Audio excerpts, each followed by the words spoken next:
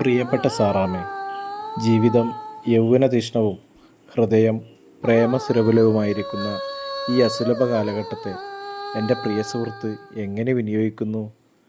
ഞാനാണെങ്കിൽ എൻ്റെ ജീവിതത്തിലെ നിമിഷങ്ങൾ ഓരോന്നും സാറാമ്മയോടുള്ള പ്രേമത്തിൽ കഴിക്കുകയാണ്.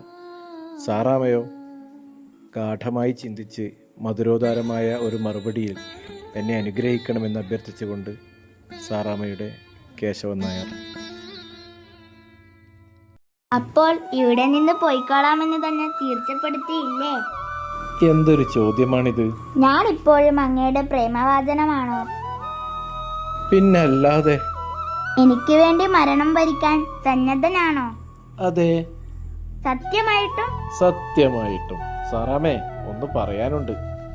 പ്രേമത്തെ പറ്റി സുന്ദരമായതും പുതുതു വല്ലതും പറയാനാണ്